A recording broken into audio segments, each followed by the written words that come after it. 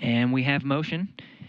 You see Dragon physically separating from the International Space Station, 1:32 a.m. Central Time. The International Space Station, 253 statute miles over Sedan.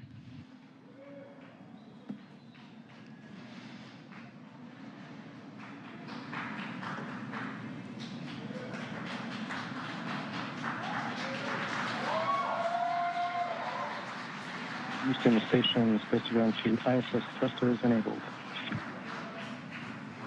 Copy. This is the first of 2 parachute deployments.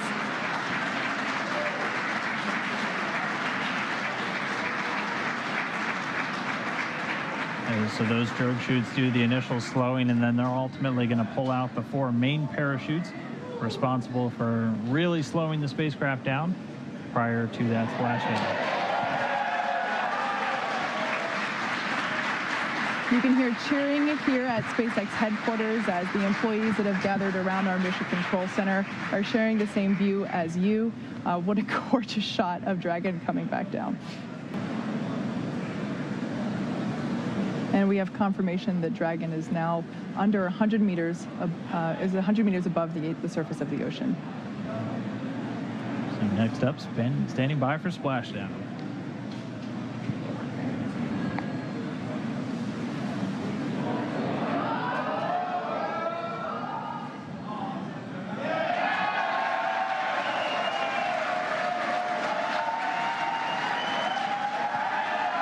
And there we have confirmation of splashdown. Dragon has returned to planet Earth. It is now back home, and you can see on your screen our 2 fast boats racing out to the capsule, now in recovery.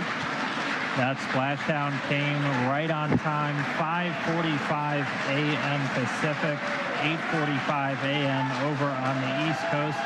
The teams that have been ready and waiting, they were staged just a few nautical miles away. They're going to start moving in now. You can see those 2 fast approach boats already speeding their way towards the capsule.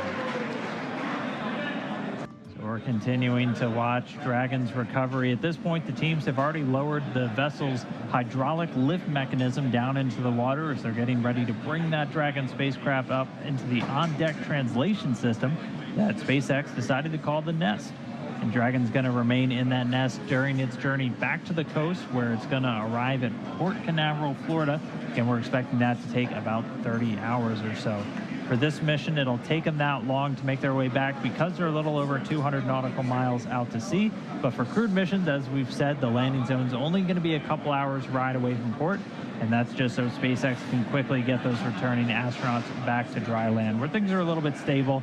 And after you've been in microgravity for about 6 months, your feet will probably appreciate that. The capsule pretty soon, though, is going to get lifted and set into that nest, and then they're going to center and orient the vehicle. And then Dragon will eventually get translated into the hangar aboard the ship so that the teams can open up the hatch. And for missions with astronauts aboard, we're almost at the point where the recovery teams would be assisting the crew to get out of Dragon. So we're almost there. That would happen shortly after they get back onto the ship. In aerospace terms, we call that the crew's egress from the spacecraft. And under the typical circumstances, the SpaceX recovery team is going to be helping out the crew of Dragon within 1 hour of landing. Yeah, so you can see on your screen there, Dragon is getting closer and closer to the back end of the recovery ship. Just a minute or 2 ago, we saw the crew member that was responsible for attaching all the appropriate rigging to the vessel jump off the capsule and back into the water. Right now, we're just waiting for Dragon to lift up and out of the water and into the nest. And there it goes. So there facing us is what we call the side hatch, and that is where, as Dan just mentioned, the astronauts would, if we had astronauts on board today, where they would be exiting. The top hatch is what we use to connect to the ISS, and that is currently hidden underneath the nose cone. But like we said, astronauts will be coming out of the side hatch. Yeah, and we got a beautiful shot there. Now the hydraulic lift is coming back towards us, and it is preparing to lower the Dragon capsule into its nest.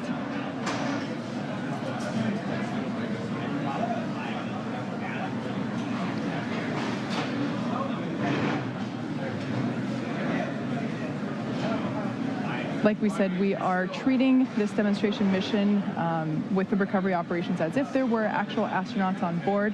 And of course, before we would be able to open the hatch, we would have to make sure that the spacecraft's cabin pressure is equalized with the outside environment before doing so.